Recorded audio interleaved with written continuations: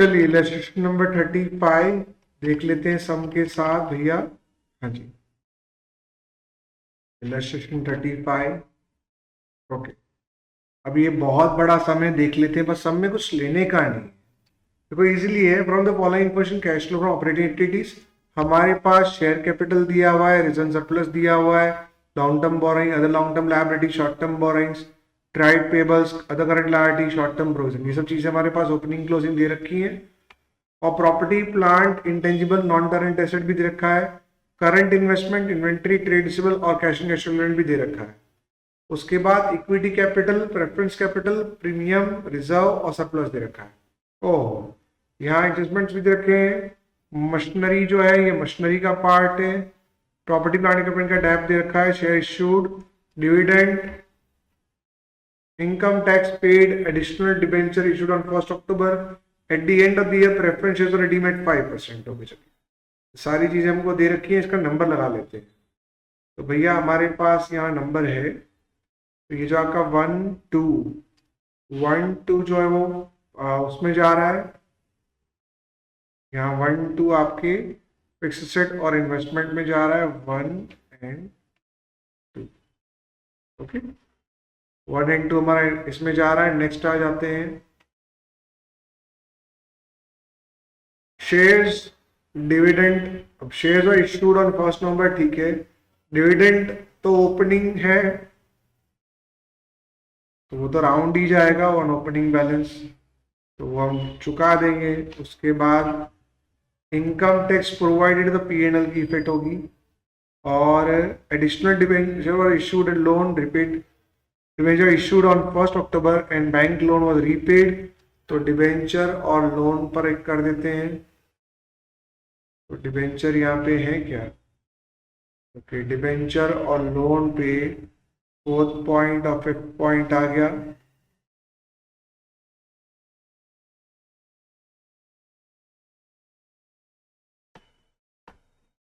Fifth point भी आ गया।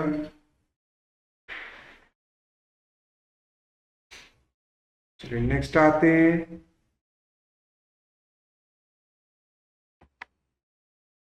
और उसके बाद आपके पास प्रेफरेंस शेयर रिडीम किए 5% प्रीमियम से, तो 6th पॉइंट भी आ जाएगा, दैट इज प्रेफरेंस शेयर्स। तो वो पॉइंट नंबर नोट 1 में आ जाएगा कि ये 5% प्रीमियम के साथ चुकाया गया। 6 पॉइंट वो क्या है? चार्जर लेके आते हैं, फिर मुझे चार्जर देना बेटा।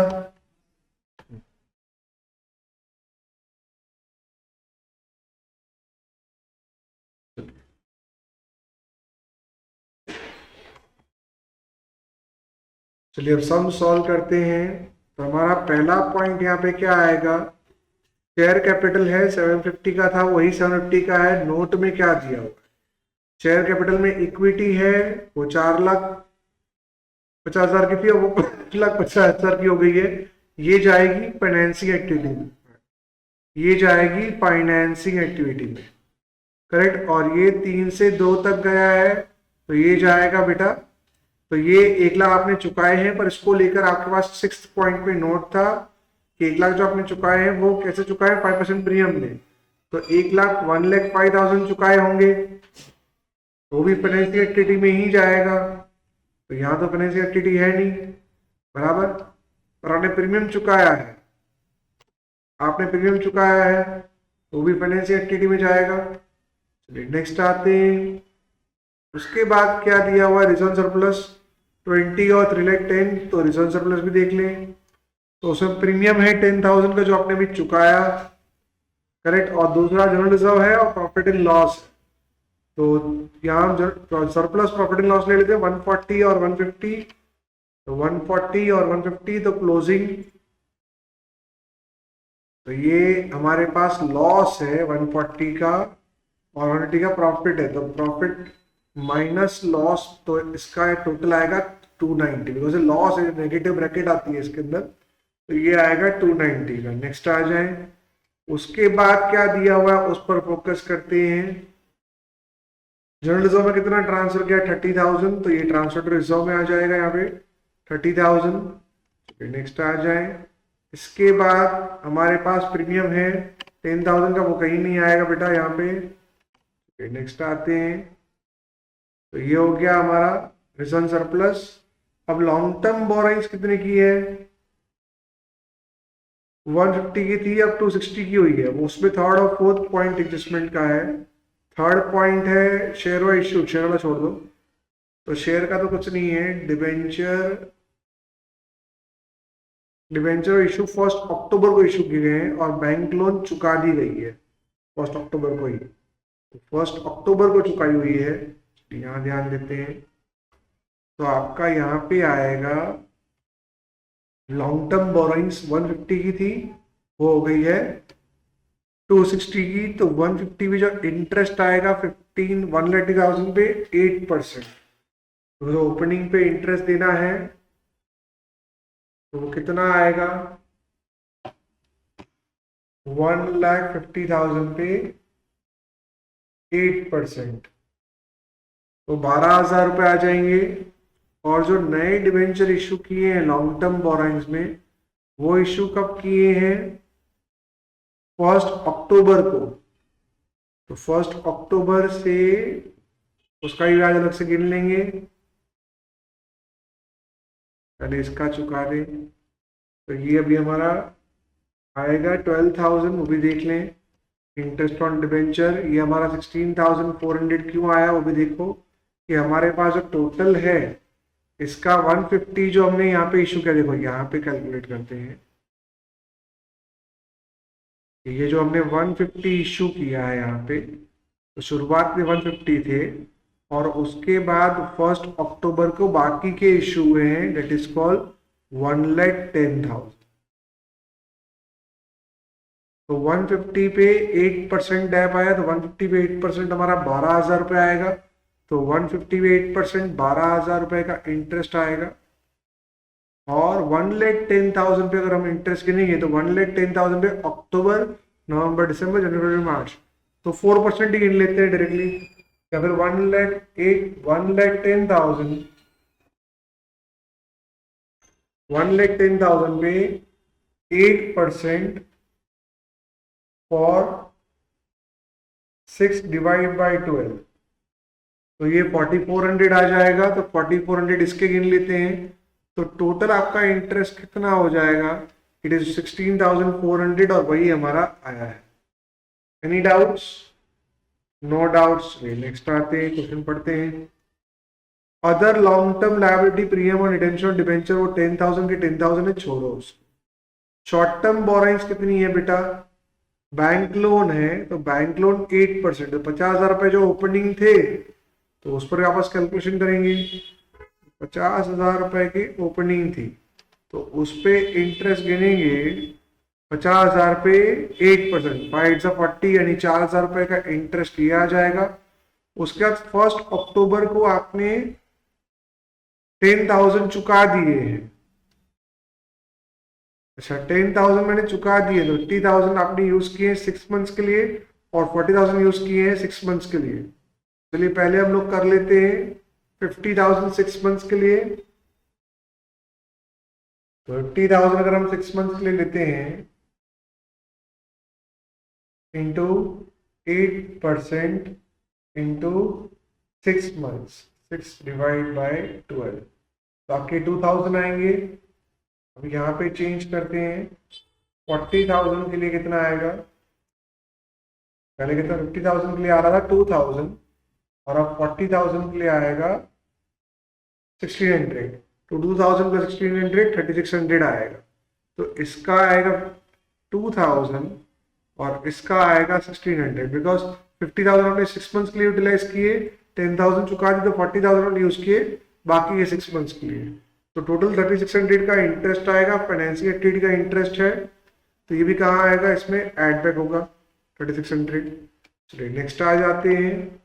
उसके बाद क्या बोला है, उसके बाद आगे बढ़ेंगे। शॉर्ट टर्म बोरोइंग्स भी फाइनेंसिंग एक्टिविटी में ही जाती है, बराबर, पर उसका जो इंटरेस्ट है, ये फाइनेंशियल एक्टिविटी का इंटरेस्ट है, तो वो भी कंसिडर करना होगा। तो शॉर्ट टर्म बोरोइंग्स भी हो गया। अब नेक्स्ट ट्रेड पेबल्स, तो वो कितने के हो गए, 95 के 110 हुए, मतलब 15,000 रुपए की लायबिलिटी बढ़ी तो कैश भी बढ़ेगी, कैश बढ़ेगी 15,000 रुपए की, वो हमारी बढ़ गई। Next, other current liability premium on redemption debenture वो आपने चुकाए हैं 5,000 के, it is not right of right now. और प्रोविजन फॉर टैक्स का ओपनिंग क्लोजिंग डाल देते हैं 40 एंड 50 का। प्रोविजन फॉर टैक्स ओपनिंग यहाँ पे आएगा और जो आपने चुका दिया है वो टैक्स पेड नीचे चला जाए। अगर हम और कोई टैक्स का एडजस्टमेंट ना हो तो सीधा यही करना होता है। पिछले साल का जो होता है वो हमने पे किया होगा और इस साल का प्रोविजन किया होगा, तो इस साल प्रोविजन प्लस कर दिया।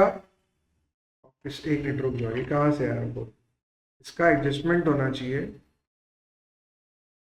प्रोविजन फॉर टैक्स का एडजस्टमेंट होगा, इनकम टैक्स पेड अलग से दिया हुआ है, so we can't do like this, we need to go for adjustment. तो हम यहाँ पे क्या करेंगे, प्रोविजन फॉर टैक्स का ओपनिंग क्लोजिंग डाल देंगे 40 एंड 50।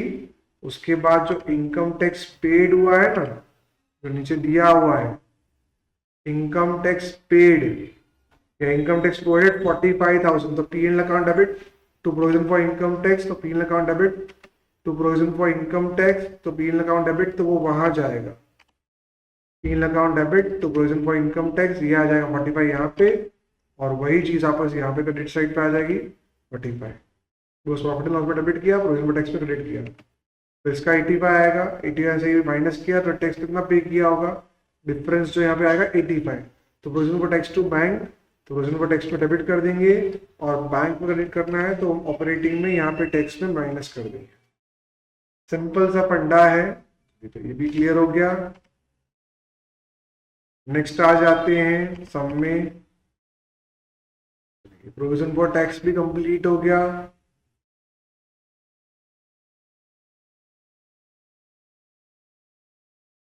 नाउ व्हाट हैपेंस, हमारे पास प्रॉपर्टी प्लांट और इक्विपमेंट है तो उसका ओपनिंग क्लोजिंग ले लेते हैं 620 और 860, और उसको लेकर एडजस्टमेंट है हमारे पास। तो ये मशीन वाला एडजस्टमेंट है, डेप्रिसिएशन का एडजस्टमेंट है 60,000 रुपीज का, तो ये दोनों हम देख लेते हैं। तो पहले ओपनिंग क्लोजिंग डाल दें 620 और 860, फिर अपने पास एडजस्टमेंट है during the year machine costing 60,000 की गई, तो भैया मशीन गई मेरी 60,000 रुपीज की, चलिए वहां तक तो ठीक है। उस पर डेप्रिसिएशन चार्ज हुआ कितने का, 20,000 रुपीज का, तो प्रोविजन फॉर डेप्रिसिएशन डेबिट होगा कितने रुपए का, प्रोविजन फॉर डेप्रिसिएशन डेबिट हुआ है कितने का, 20,000 रुपीज का, डेप्रिसिएशन डेबिट किया है 20,000 रुपीज का, और सोल्ड किया है 20,000 से, तो बैंक में डेबिट होगा 20,000 से, तो लॉस कितने का आएगा, तो लॉस आएगा 20,000 रुपीज का, तो यही एंट्री आएगी। तो पहले एंट्री कर लें, तो बैंक में 20,000 ये इन्वेस्टिंग में जाएगा, ऑपरेटिंग बना है, प्रोविजन और डेप्रिसिएशन में डेबिट होगा, तो प्रोविजन और डेप्रिसिएशन अकाउंट हमने बनाया नहीं है, बड़ा लॉस 20,000 रुपीज का है, तो लॉस हम लोग यहाँ पे ऑपरेटिंग में डाल देंगे, लॉस 20,000 रुपीज का, वही बैठ जाओ।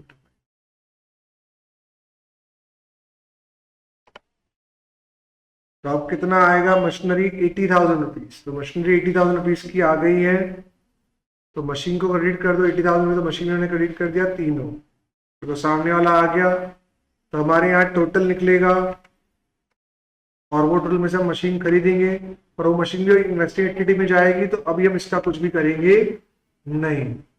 डॉटेड, आयशा पंखा स्लो कर दो बेटा, ओके बेटा, ये क्लियर हो गया, ये आगे बढ़ेंगे,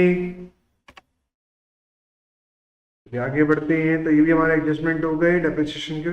अब dep provided on property plant 30,000 rupees का 60,000 रुपीज का है, तो डेप्ट टू प्रोविजन कितने का आएगा, 60,000 रुपीज का, तो वो भी डाल दें, डेप्ट टू प्रोविजन ऑफ डेप्रिसिएशन, तो 60,000 रुपीज हम लोग non cash expense add back कर लेंगे। नेक्स्ट आ जाए, कंप्लीट हो गया। शेयर वर इश्यूड ऑन 1 नवंबर, अब ये छोड़ दो।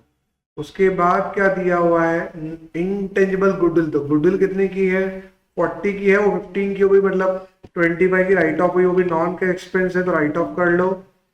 गुडविल एमोटाइज है वो भी राइट ऑफ कर लिया, नॉन एक्सपेंस प्लस कर दिया। Next non current investment, invested activity में जाएगा तो लीव इट। अब करंट इन्वेस्टमेंट 15 के 10 हुए, चलिए तो 10 कम हुए, एसेट कम हुई, कैश बढ़ेगी, तीनों भी इन्वेस्टमेंट में जाएगा। नाउ 195 95 की इन्वेंट्री बढ़ी, एसेट बढ़ी, कैश कम होगी। 95 की एसेट बढ़ी तो कैश कम होगी। इन्वेंट्री, अब ट्रेड रिसीवेबल में कुछ भी नहीं है, बैलेंस वैसा का वैसा ही है। चलिए कोई और एडजस्टमेंट है तो पहले वो देख लें। डेप्रिसिएशन का हो चुका है, मशीन का हो चुका है, शेयर इश्यूड का हो चुका है, इक्विटी शेयर पे डिविडेंड देना है 8% ओपनिंग बैलेंस पे। तो भैया ओपनिंग बैलेंस 4,80,000 है, 4,50,000 का 8% 36,000 रुपीज, तो यहाँ पे 36,000 भी ले लो। डिविडेंड पेएबल 36,000 मैंने ले लिया। नेक्स्ट आ जाते हैं, और कुछ बचा है क्या? इनकम टैक्स प्रोवाइडेड हो गया था, एडिशनल डिबेंचर इश्यू वो भी हो गए हैं, प्रेफरेंशियल रिडीम वो भी हो गया है। चलिए तो फिर अब interim dividend paid, interim dividend paid हमारे पास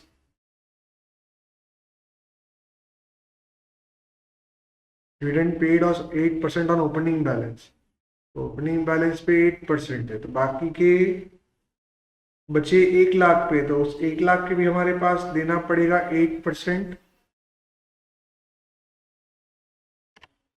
it is 15,000 rupees interim dividend paid, interim dividend paid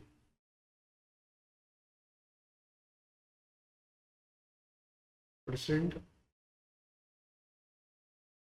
तो यहाँ हमारे पास इंटरिम डिविडेंड पेड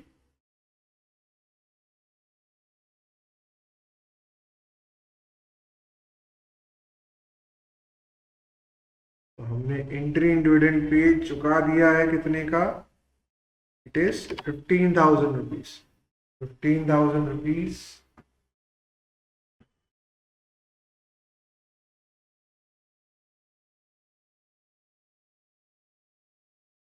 ओके, तो इस पे हमने इंटरिम डिविडेंड पे किया है 15,000 रुपए। चलिए सम खत्म हुआ, 290 प्लस 126, 4,16,000 पे प्लस 60 प्लस 20, 1,25,000, 416 प्लस 125, 541।